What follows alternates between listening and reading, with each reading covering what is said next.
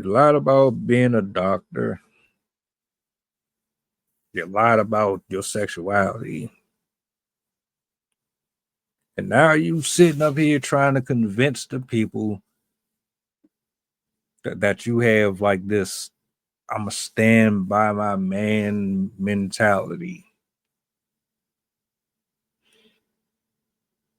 But most of your messages typically talk about how if the person does not actually have financial value, then they can't add anything of substance to their partner. Roll footage.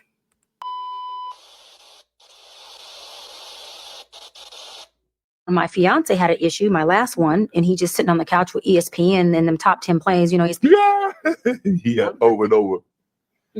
I sat on the couch right here, literally, and he said, I sat here and I just put my hand on him. I said, and he ain't look at me. I said, baby, I don't know what it is, but I want you to know, whatever it is, even if it's financial, I'm not leaving you. And I love you. And we'll get through it. And he was looking how you looking. And I'm sitting here. He did this. And tears just rolled by. In that moment, I was a product of my father.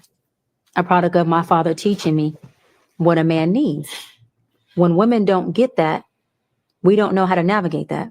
And a woman who doesn't get that can easily take that as that man is disconnected from her. And she could start to ask him egocentric questions like, what's wrong with you? Right. What did I do? Why are you not telling me? Why aren't you talking to me? I knew in that moment there was nothing that man wanted to say to me or anybody. Right. He was having a moment. And all I needed to do was reassure him that I'm not going nowhere. You're not going to lose your woman and whatever else you just lost. And whatever I have to do to hold it together, I am going to rise to that occasion to make sure that we are good. This is why men are so important, man, just in women's life and in their boys' life, because he taught me how to navigate through a man's emotions. He taught me how to identify when those emotions are off kilter. And he also taught me what he needed to be said as a daughter. That's cold shit.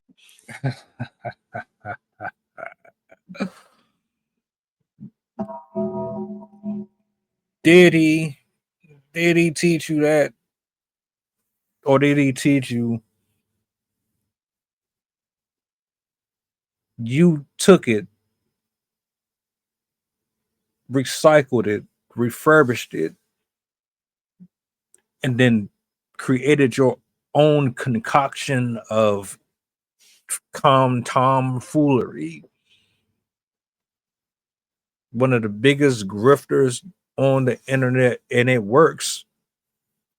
Oh, it works.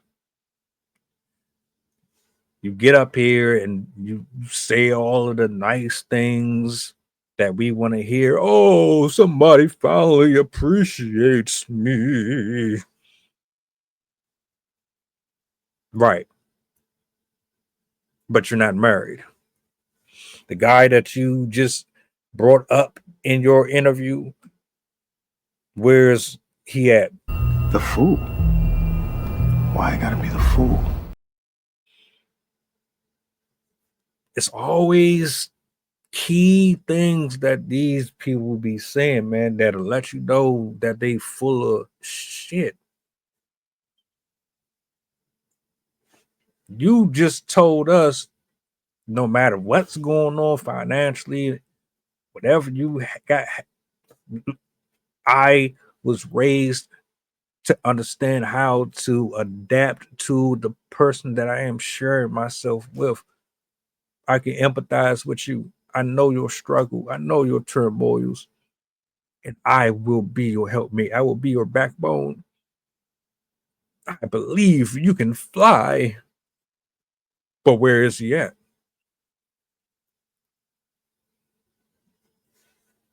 I don't see him.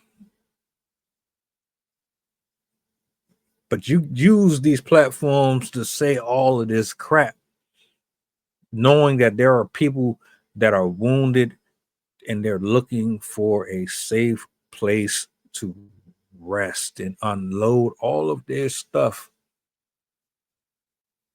Knowing damn well you don't even believe nothing that you say whatsoever. and people just continue to eat it up. Now, I will concede here, and I'll say this: what you speak on, to some degree, is accurate. That's how women are supposed to cohabitate with their spouse. That's the type of mindset you should have. But when it comes from the mouth of somebody who is just using little key talking points to manipulate people, nah, that's bullshit. Car park here, mate. Oh, fuck off! What's the point of you saying it if you don't live it?